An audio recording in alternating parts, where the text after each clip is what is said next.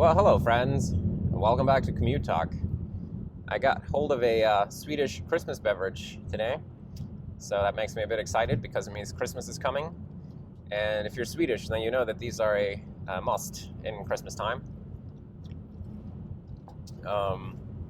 So today, Luis Carlos writes in asking about how do I decide when something is not worth working on at the moment?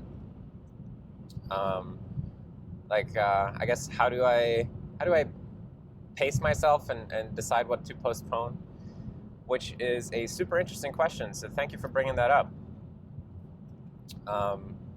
And I think, for me at least, pacing happens on sort of two scales.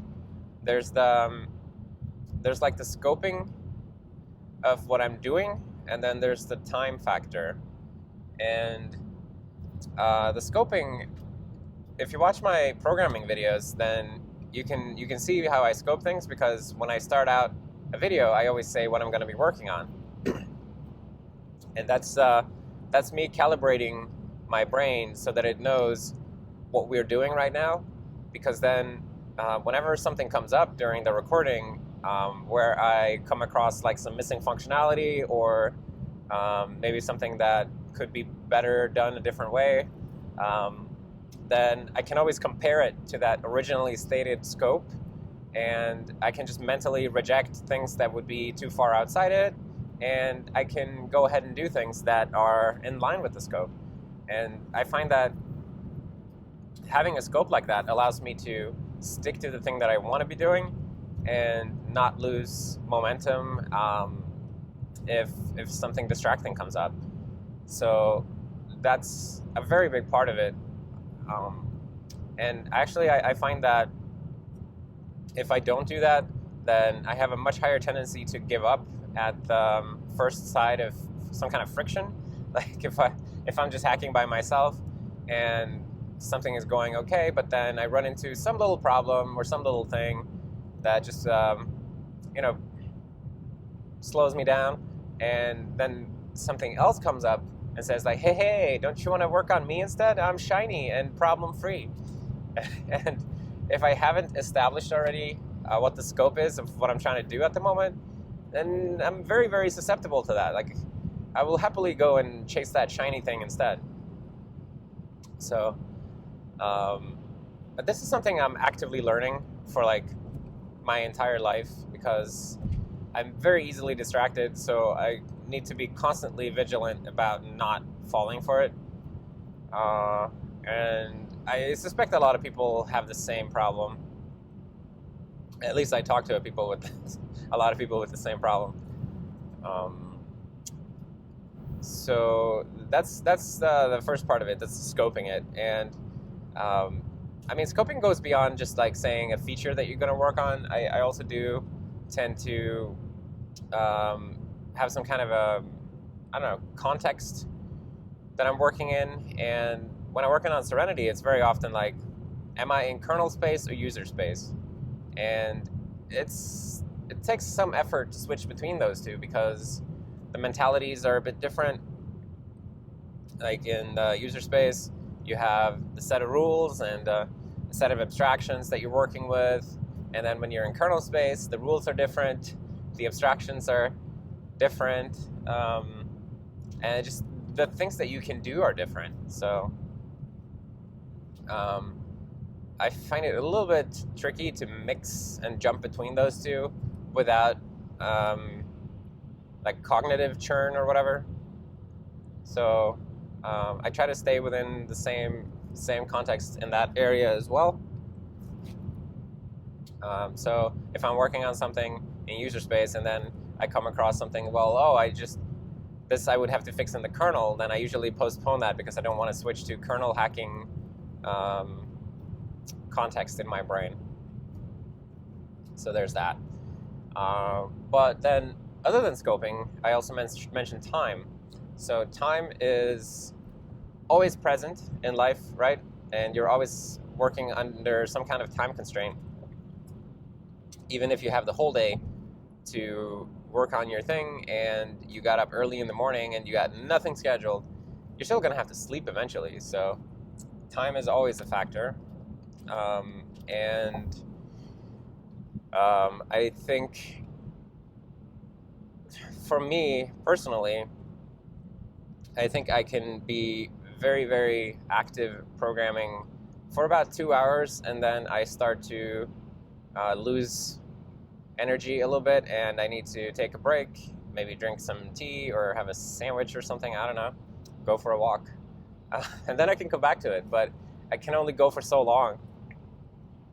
So that's something that I'm always staying aware of, is how much time energy do I have left? And this thing that I just came across, do I really want to go down that rabbit hole and lose that much time that I could be spending on the thing that I want to achieve? So that's a factor. And I always, like this weekend, for instance, I found it very fascinating because I did have an entire day for just programming, doing whatever I wanted. And I got up at like 7 in the morning and I started working right away. But because I had so much time, I found it hard to pace myself, and I ended up getting really, really tired because I don't know, at like 10 or 11 or something, I was totally like burnt out in my head. Because working without a time constraint, it just made me a little bit reckless, and I just kept like going down every rabbit hole thinking like, oh, it doesn't matter, I have so much time today, like I can chase down all these things and still get stuff done. And it's, I don't know, that was educational for me actually, because I thought that I could do that, but it seems like I can't. So you know, I'm constantly learning this stuff and figuring things out. But I still wanted to answer the question, even though I don't really have. I don't know if I have some great advice about this. I think everyone is probably different, so you kind of have to experiment with yourself, with your own mind and your own body. But it's interesting because it's this kind of secondary set of programming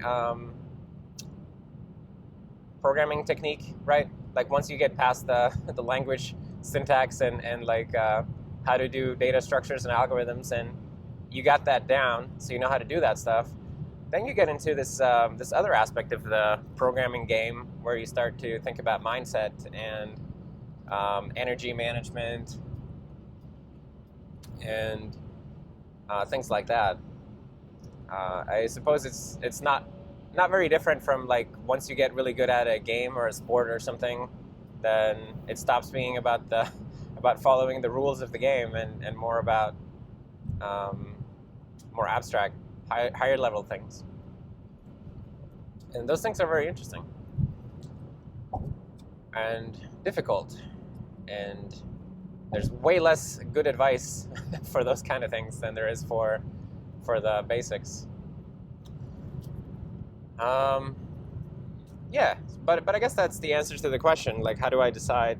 It's really just, does it fit within the scope and the context of what I'm trying to work on at the moment, and does it fit within my current 2-ish hour time window that I'm in?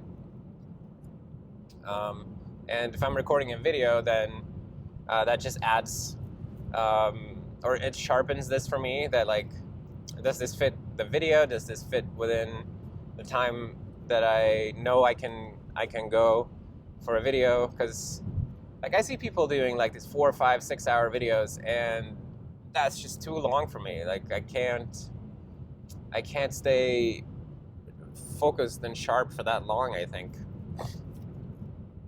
I did some video that was almost 3 hours, and by the end of that, I was very mushy in the head, and I could tell that I was not thinking clearly about program state and stuff like that.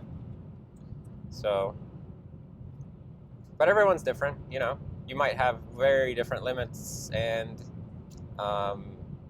capacities than I do, and you got to find your own rules and your own boundaries and stuff. It's part of what makes it so interesting, because we are different. Anyway, I guess I should just cut myself off because now I'm just rambling here. So thank you again, Luis Carlos, for asking the question. And to anyone else who has questions or comments or suggestions, please leave a comment, and I'll get to it sooner or later, if I don't forget, which I hope I don't. So thank you for hanging out with me on the commute, and I will see you next time. Bye.